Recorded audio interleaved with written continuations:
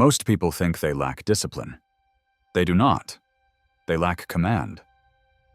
They wake up, and the world gives them an order. A notification. A delayed reply. A problem. A feeling they mistake for an instruction. Before the day has even begun, their attention is already gone. Their mood belongs to someone else. Their time belongs to distraction. Their decisions belong to urgency. That is not weakness. But it is not freedom. Machiavelli understood that power does not begin when you control other people. It begins when praise, guilt, rejection, and chaos can no longer control your next move. One cold message can ruin your focus. One insult can make you explain yourself. One person's silence can make you chase what already cost you your peace. Most people do not lose power in one dramatic defeat. They lose it in 1,000 reactions they never learned to question. In this video, you will learn 7 rules to become more disciplined, calmer under pressure, and far more difficult to move. But the deeper work is removing the outside forces that still have authority inside your mind. Stay until the end. You may discover that the thing controlling your life is not what you thought. The first rule is simple. Master your time before you try to master your life. Most people lose the day before they even leave the bed. They wake up and reach for the phone. Before they have chosen one thought for themselves, they have already entered someone else's urgency. A message. A headline. A person who needs something. Their attention gets divided into pieces they never consciously agreed to give away. They call it being busy. But being busy is not the same as building a life. You can answer every message, solve every small crisis, be available to everyone around you, and still go to sleep knowing you did nothing that moved your own future forward. Time is attention. It is direction. It is proof of what has authority over you. And here is the uncomfortable part. Sometimes you are not distracted because you are lazy. You are distracted because silence leaves you alone with the pressure to decide what you actually want. What am I building when nobody is telling me what to do? So tomorrow morning, do one thing before the world reaches you. No phone, no explanation, no permission. One task that belongs only to your future. When your day begins with your own command, your time stops being open territory.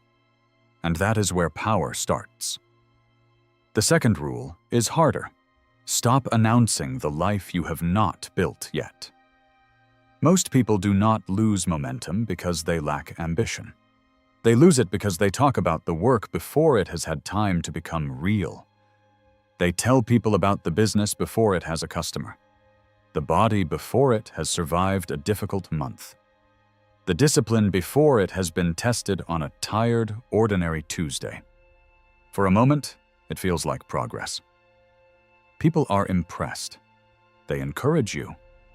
They tell you that you have potential, but your mind has already received part of the reward for a life you have not earned. The hunger softens. The work becomes less urgent, and something private becomes public enough to be judged, praised, or doubted before it has roots. Machiavelli understood the difference between the lion and the fox. The lion has strength. But strength alone can walk straight into traps. The fox sees what others miss. It watches. It waits. It moves before anyone realizes a move has been made. There are seasons when you need the lion. But while your future is still fragile, be the fox. Do not reveal every intention. Do not explain every move. Do not give people a map to something they have not earned the right to see. Every compliment can make you perform. Every doubt can make you explain. Sometimes you talk too much because you are trying to receive permission to become someone new. But the life you want does not need permission. It needs protection. Keep the early work quiet. Let people misunderstand your silence. A fox does not announce the trap it avoided. It simply survives it. Build the proof before you reveal the plan. Because when applause becomes part of the plan, private progress without an audience starts to feel like failure. The third rule is this: your reaction is the door they use to enter. Most people think power means never feeling anger, disappointment, or pain. It does not. Power is feeling all of it without handing it control of your next move. Someone sends a cold message. Your focus disappears. Someone doubts you. You start explaining yourself to a person who already decided not to understand. Someone goes quiet. And suddenly, you are checking your phone, replaying conversations, trying to repair a distance you did not create. This is how people lose power. Not because they are weak, but because they treat another person's mood like an instruction. Anyone who can predict your reaction can begin to shape your behavior. They do not need to give orders. They only need to know which emotion makes you rush, which silence makes you chase, which criticism makes you doubt yourself. Calm is not passivity. Calm is strategy. It is the space between what happens and what you choose to do next. So when something triggers you, do not answer immediately. Take one breath, then ask, is this a fact, or am I allowing their behavior to become a verdict on who I am? The strongest person in the room is not the one who feels nothing. It is the one whose mind remains their own when pressure arrives. Remember this: my emotions inform me. My judgment leads me. The moment you stop reacting on command, people reveal another way they gain power: access. The fourth rule is this: do not give deep access to people who have only shown you a friendly face. Most people do not get betrayed because they trusted the wrong person. They get betrayed because they gave too much access before trust had time to become evidence. Someone speaks softly. They share something personal. They make you feel understood.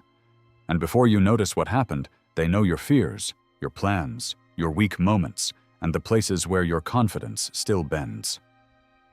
Closeness is not loyalty. Comfort is not character.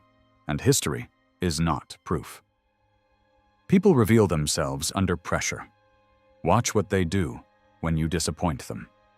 Watch how they speak when you are no longer useful. Watch whether they protect your name when you are not in the room. Trust should be layered. Give people politeness first, then time, then small truths that cannot damage you. Let their patterns speak before your private world opens. The people who deserve access will not rush you for it, and the people who demand it too quickly are often showing you why they have not earned it. But there is a deeper reason some people trust too soon. It is not always innocence. Sometimes it is hunger. The hunger to feel chosen, to feel safe, to finally belong. And that hunger can make a familiar face look trustworthy. You do not need to close your heart. You need to stop leaving the door unlocked. Your trust is a privilege earned through time, pressure, and proof. The fifth rule is this: build standards that survive when no one is watching. Anyone can be disciplined when progress is visible. Anyone can work hard when someone might notice. The real question is this: who are you when there is no applause, no deadline, no audience, and no one would know if you betrayed your own word? This is where confidence is built, not through compliments, through evidence. Every promise you keep in private teaches your mind, my word still has authority here.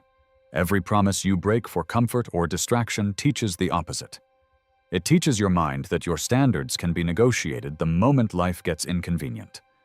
That is why so many people look confident in public but feel unstable in private. Their confidence depends on being seen. A compliment makes them feel capable. A setback makes them feel exposed. A quiet season makes them wonder whether they matter at all. That is a fragile way to live. Your confidence cannot depend on the room noticing you. It has to come from knowing you can still trust yourself when the room is empty. Build a private constitution. A few rules that do not change because your mood does. Finish what you said you would finish. Protect the work before you protect the image. Every standard you keep makes your inner voice stronger. Every standard you abandon teaches your impulses that they are in charge. The strongest reply is not making people regret underestimating you. It is becoming so consistent that their old opinion of you no longer matters. Because evidence does not argue. It does not chase. It does not explain. It simply stands there and makes every old assumption look outdated. The sixth rule is this: when life breaks the plan, do not break with it. Real discipline is what remains when the plan is no longer possible. The job disappears. The money gets tight. The relationship ends. The routine collapses. The future you were counting on suddenly looks uncertain. Some collapse because they built their identity around one outcome, one title, one person, one version of the future. But the terrain always changes. Fortune does not care how carefully you planned. The question is not, why did this happen to me? The question is, what still belongs to me now that this has changed? Your judgment, your effort, your ability to learn, your capacity to move before fear turns uncertainty into surrender. A weak mind says, if this fails, I am finished. A strong mind says, this changed. Now I see the ground more clearly. You do not need perfect conditions to outgrow your old limitations. You need one next move that proves chaos does not own you. Maybe it is one phone call, one application, 1 hour of work, one honest conversation, one decision you have delayed because uncertainty made you freeze. You do not have to see the whole path. You only need to stop standing still because the old path disappeared. When the terrain changes, become harder to stop. The seventh rule is the one most people never sees. Remove their authority from inside your mind. Someone can leave your life and still control the way you wake up. Their silence can still ruin your focus. Their opinion can still make you doubt what you already know. Their rejection can still decide how much you believe you are worth. You replay old conversations. You imagine the words that would finally make them understand. You tell yourself you only want closure. But often, what you really want is for someone who hurt you to confirm that you were never small. And that is the final trap. The deepest form of control is not when someone tells you what to do. It is when their reaction becomes the measure you use to judge yourself. They do not have to be in the room. They only need to remain inside the courtroom of your mind. Your life changes when you stop asking, how do I make them see me clearly? And start asking, why does their vision of me still have authority here? You do not need their apology to trust what happened. You do not need their approval to protect your future. You do not need to become cold. You need to stop surrendering your inner judgment to people who never earned it. Real strength begins when their silence is no longer a verdict, when their disappointment is no longer a command, when their memory can no longer negotiate with your self-respect. That is when the old door closes, and they lose access to the version of you they once knew how to move. You do not need to control every room to become powerful. You do not need to win every argument. And you do not need to prove your worth to people committed to seeing less of you. Real strength is quieter than that. It is waking up and choosing your direction before the world chooses it for you. It is building something real without needing applause to make the work feel meaningful.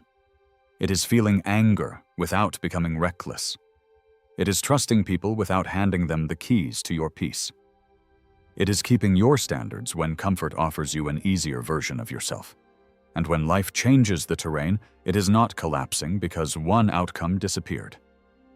It is remembering that your value was never supposed to live inside one job, one relationship, one plan, one person's approval, or one version of the future. There will be moments when you need the lion. The moment you protect a boundary, the moment you make a difficult decision, the moment you refuse to shrink just to make someone else comfortable. But there will also be moments when you need the fox, when silence is smarter than explanation, when patience is more powerful than urgency, when the strongest move is letting people underestimate you while you build something they cannot yet see. Because the moment you stop letting guilt decide your choices, silence decide your worth, and fear decide your next move, something inside you becomes difficult to reach. Not cold, not distant, not cruel, just no longer available to the forces that once controlled you. That is self-command. The old version of you reacted on their schedule, explained when pressured, chased when ignored, broke promises in private, waited for permission to become who they were meant to be. But that version is no longer in charge. From this point forward, your time has a purpose, your silence has weight, your judgment has authority, and your results will become the answer you no longer need to say out loud. Your mind answers to you.